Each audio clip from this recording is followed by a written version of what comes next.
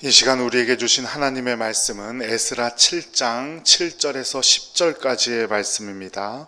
구약성경 719쪽을 전후해서 찾으시면 되겠습니다. 에스라 7장 7절에서 10절까지의 말씀, 구약성경 719쪽입니다.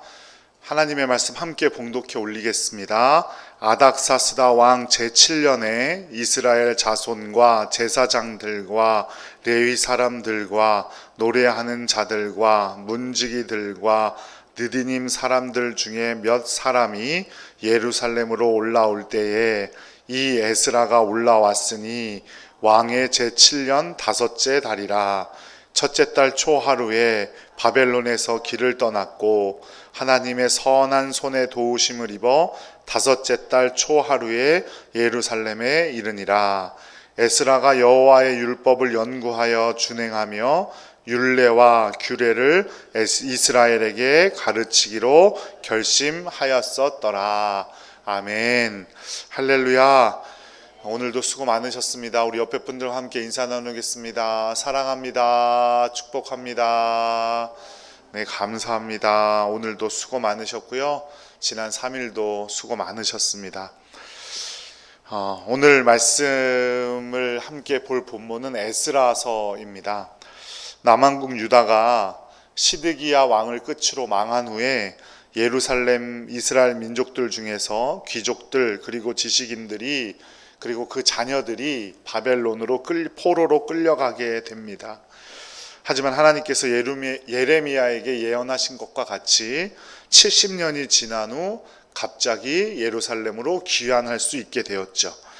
당시 영원할 것 같았던 바벨론, 남왕국 유다를 멸망시켰던 바벨론이라는 나라는 페르시아 제국의 한 축이었던 메데라는 나라에 망하게 되고요.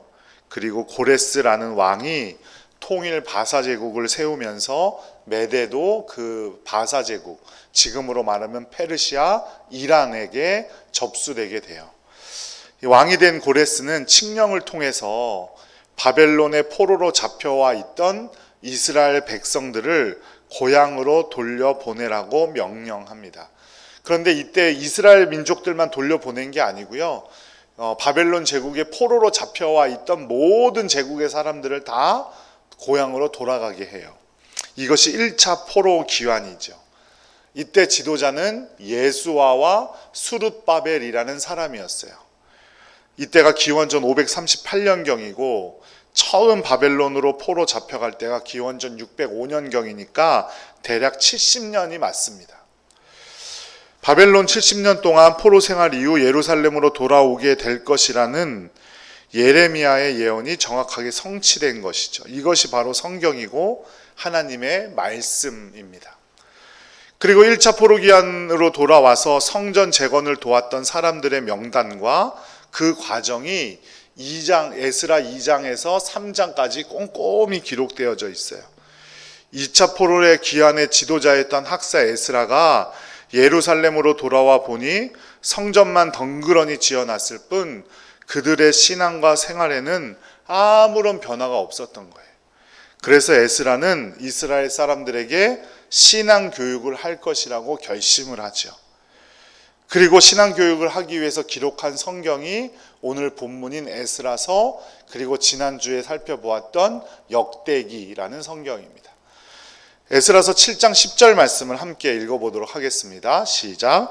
에스라가 여호와의 율법을 연구하여 준행하며 율례와 규례를 이스라엘에게 가르치기로 결심하였었더라. 아멘. 그래서 에스라 성경은 총 10장으로 되어 있는데 1장에서 6장까지는 에스라가 경험하지는 못했지만 2차 포로기한 때 와서 본 1차 포로기한의 이야기들을 다룬 게 1장에서 6장, 그리고 7장에서 10장까지는 2차 포로기한 때를 다루게 됩니다.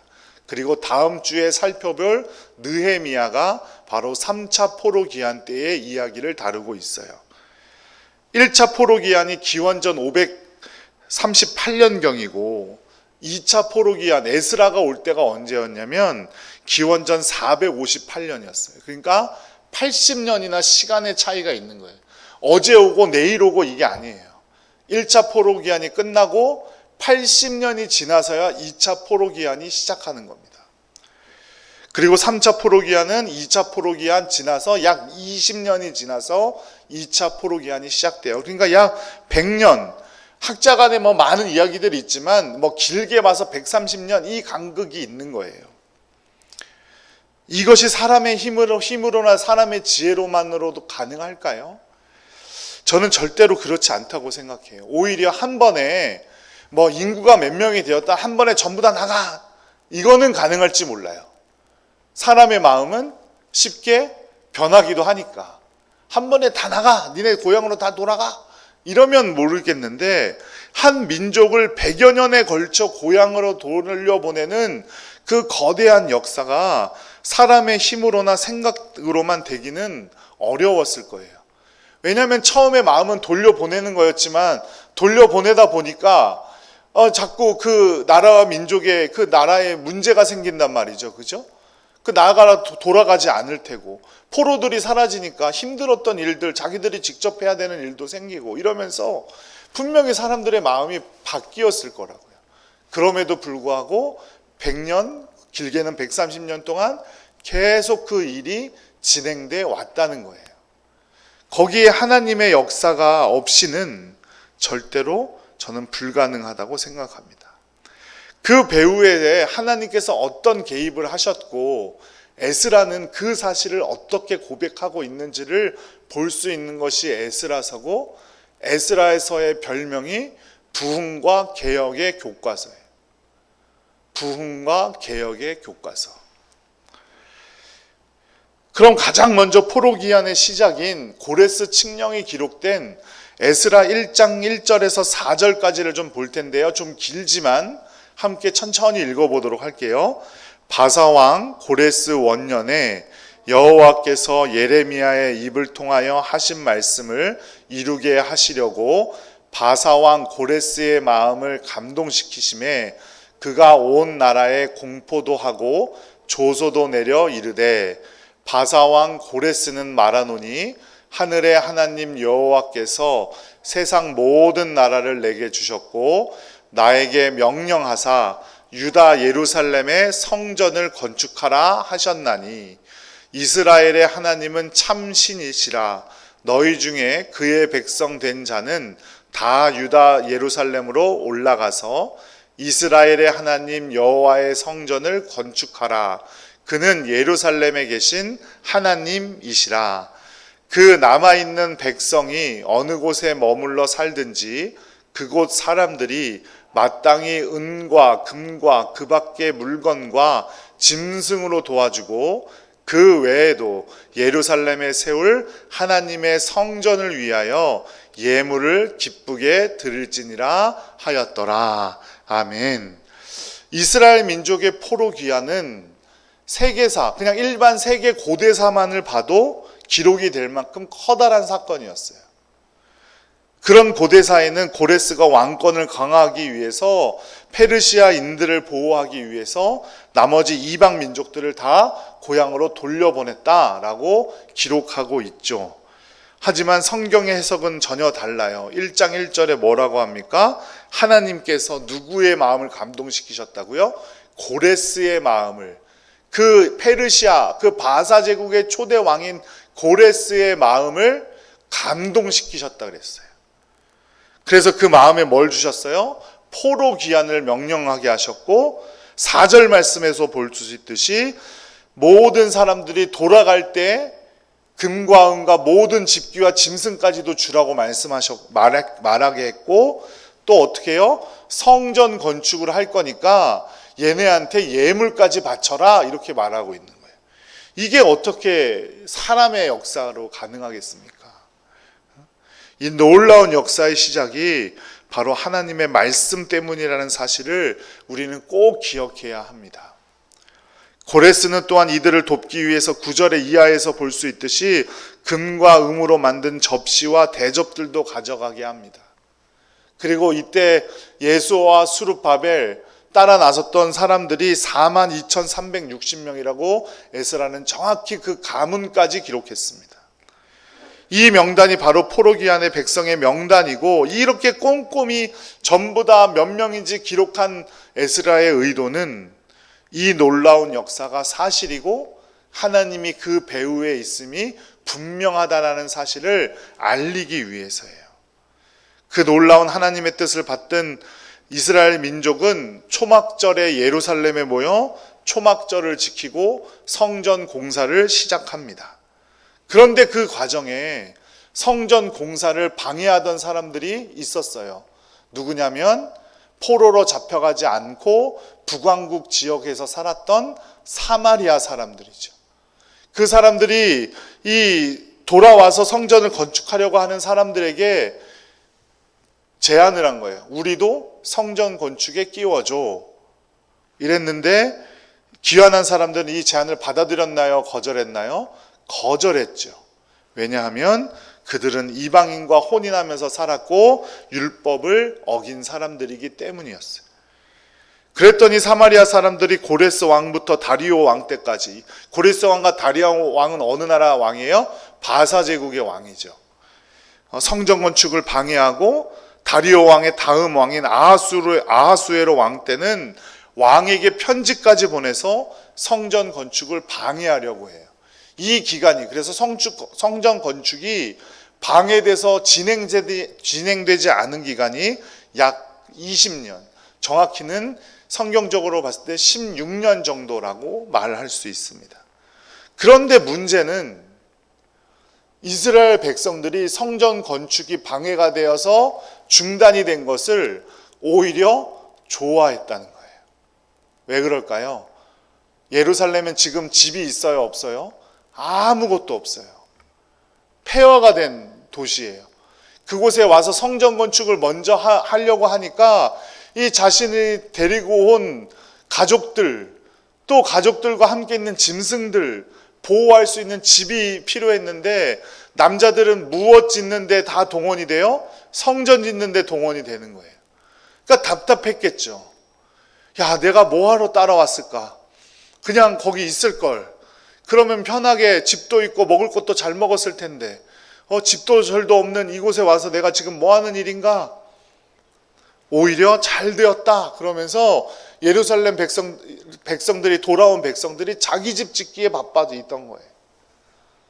성전공사 사마리아 사람들이 방해하니까, 우린 못하니까 성전공사를 미뤄두고 자기 것 챙기기에 바빴던 거예요. 그런데 이때 등장한 사람들이 바로 우리가 성경에서도 이름으로 알 수 있는 학개와 스가랴라는 선지자예요. 학개서 스가랴서 들어보시긴 하셨죠? 네, 그 학개와 스가랴가 백성들을 독려합니다. 신앙적으로 독려해요. 그래서 결국 기원전 516년에 성전 건축을 완성하게 됩니다. 에스라서 7장 14절 말씀을 함께 읽어보죠. 유다 사람의 장로들이 선지자 학개와 id도의 손자 스가랴의 권면을 따랐으므로 성전 건축하는 일이 형통한지라. 이스라엘 하나님의 명령과 이스라엘의 하나님의 명령과 바사왕 고레스와 다리오의 아닥사스다의 조서를 따라 성전을 건축하며 일을 끝내되. 고레스와 다리오와 아닥사스다의 조서를 따라, 이게 7장 14절이 아니고요 1장 14절이에요. 에스라 1장 14절. 이후 아닥사스다 왕이 에스라를 지도자로 세웠어요. 그리고 2차 포로기한을 시작하죠. 명령했어요. 이때가 아닥사스다 왕 7년 기원전 458년이에요. 에스라는 아론의 16대 후손이에요. 그러니까 정통 제사장 핏줄이에요. 그리고 에스라에 대해서 성경은 이렇게 말해요. 이게 7장 6절이죠. 함께 읽겠습니다. 이 에스라가 바벨론에서 올라왔으니 그는 이스라엘의 하나님 여호와께서 주신 모세의 율법에 익숙한 학자로서 그의 하나님 여호와의 도우심을 입음으로 왕에게 구하는 것은 다 받는 자이더니. 그러니까 에스라가 예루살렘에 도착했을 땐 성전 완공이 되고도 60년이 지나서 도착을 했는데 아무것도 변한 게 없는 거예요. 변한 거라고는 그냥 성전 건물이 있는 것 하나. 그것을 고통스러워하고 그것을 안타까워했던 에스라가 오늘 아까 7장 10절을 말씀에도 보았지만 이스라엘의 백성들을 그 율법과 규례들을 전부 다 교육하기로 작정한 거예요. 어쨌든 아닥사스다 왕의 허락을 받고 많은 귀한 자들을 인솔하여 예루살렘으로 떠났는데 그 당시 왕이었던 아닥사스다 왕이 또 조서를 내려 이 에스라를 돕습니다. 그 조서의 내용이 7장 11절에서 28절까지의 내용이에요. 우리가 함께 읽어보면 7절에서 10절이 이제 2차 포로기한을 시작하는 장면이라면 11절에서 28절이 아닥사스다 왕이 에스라를 돕는 장면입니다. 크게 나누어 보면 4가지의 큰 특혜를 주는데 첫 번째는 뭐냐면 자연스러운 통행권을 보장해줘요. 어디든 지나갈 수 있게 해주죠. 우리 마을에 다른 민족이 들어온다는 건 어떤 의미가 돼요? 전쟁이 일어날 수도 있는 것을 의미하는 거죠. 그 당시 사회에서는. 그러니까 통행을 하려면 그 마을에 그 민족의 허락을 받아야 됐는데 왕이 명령을 내려서 이 사람들은 어디든 자유롭게 지나갈 수 있도록 만들어준 거예요. 두 번째, 재정권을 허락해 줬어요. 재정권 중에서도 특별히 중요한 것은 22절에 기록되어져 있는 소금은 정량 없이 하라라는 기록이에요. 그 당시 소금이 귀했다는 것은 많이들 들어보셨죠? 소금이 너무너무 귀해서 전매제도가 시행되고 있었어요. 국가에서 소금을 관리를 했어요. 그래서 개인이 마음껏 사고 팔 수도 없는 거고 소금을 배급을 받아서 사용하던 시기였는데 이 길 떠난 이스라엘 민족에게 소금을 정량 없이 마음껏 주라는 건 얼마나 큰 재정적인 도움인지 모르는 거예요. 그리고 세 번째는 조공과 관세와 통행세의 혜택을 받게 돼요. 지금으로 따지면 면세 혜택을 받는 거예요. 그리고 네 번째는 에스라엘에게 이스라엘 민족을 통치할 수 있는 통치권을 아닥사스다가 허락해 줍니다. 이런 많은 혜택을 받고 예루살렘으로 출발을 하는 거예요.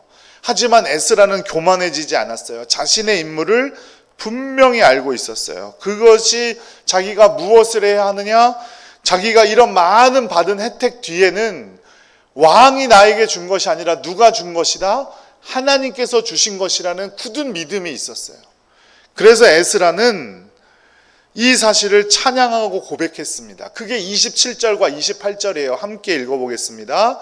우리 조상들의 하나님 여호와를 송축할지로다. 그가 왕의 마음에 예루살렘 여호와의 성전을 아름답게 할 뜻을 두시고 또 나로 왕과 그의 보좌관들 앞과 왕의 권세 있는 모든 방백의 앞에서 은혜를 얻게 하셨도다.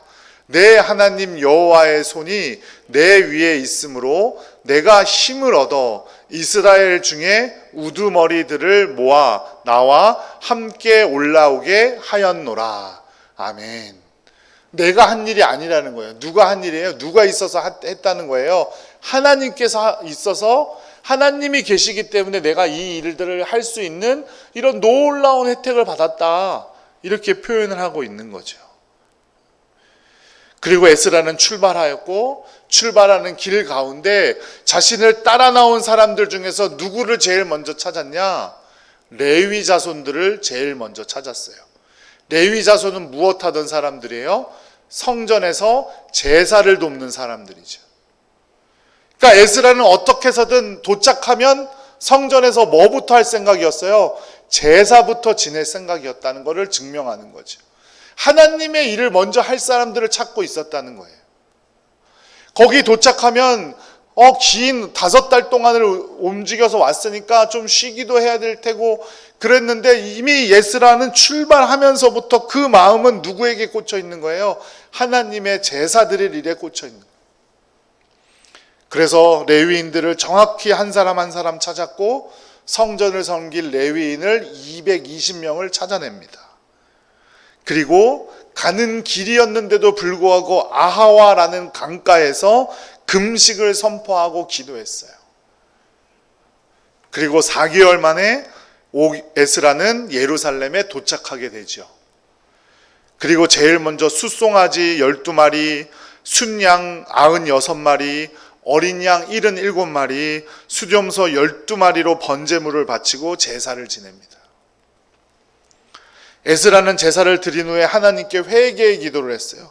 그냥 회개의 기도를 한 것도 아니에요.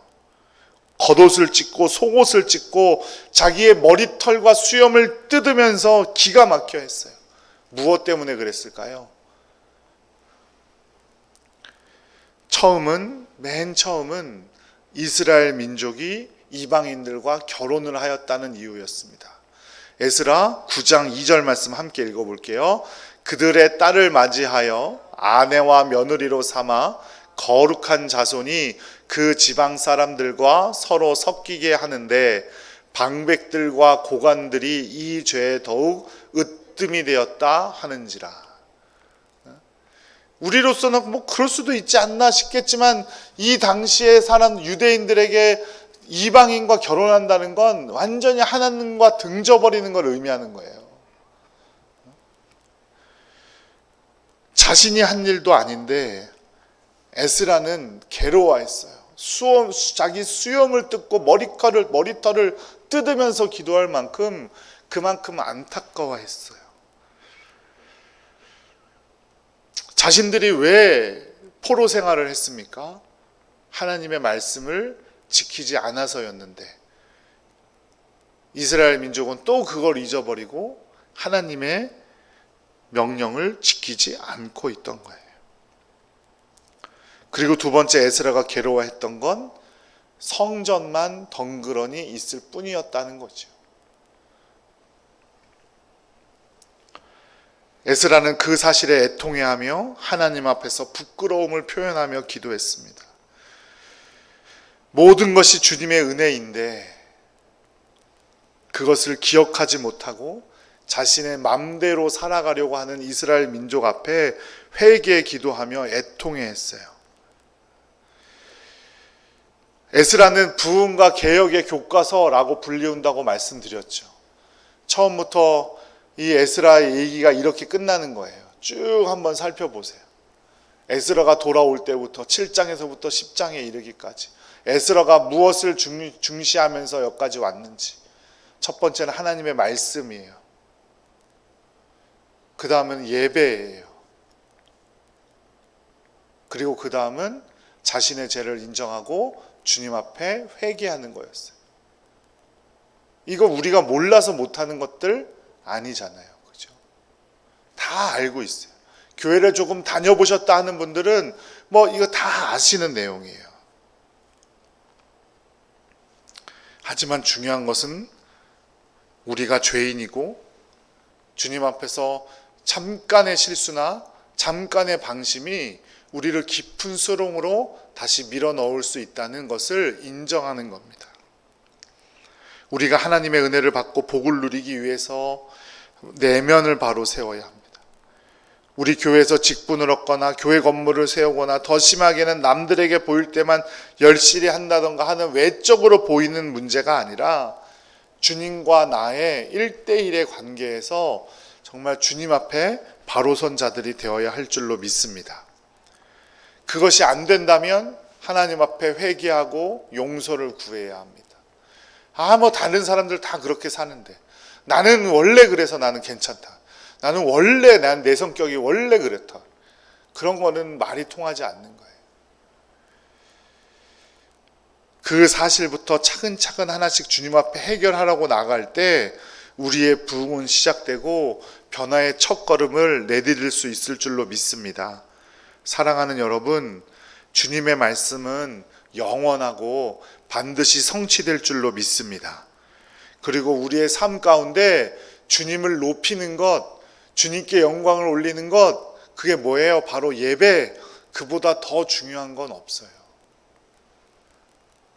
그리고 우리가 어떤 죄를 짓든 그 죄를 인정하고 주님께 나와 회개하면 주님께서 용서해 주시고 은혜를 베풀어 주신다는 그 믿음으로 주님 앞에 바로 서는 2024년 되시기를 간절히 축복합니다. 여러분 한 사람 한 사람 그렇게 변화되어 갈 때 우리 동산교회의 부흥은 시작되고 변화의 첫 걸음이 시작될 줄로 믿습니다. 이것이 바로 에스라가 우리에게 보여주는 역사의 교훈이에요. 그 사실을 반드시 깨닫고 새로운 시대, 새로운 해 주님 앞에서 은혜 가운데 살아가는 복된 성도님들 되시기를 간절히 축복합니다.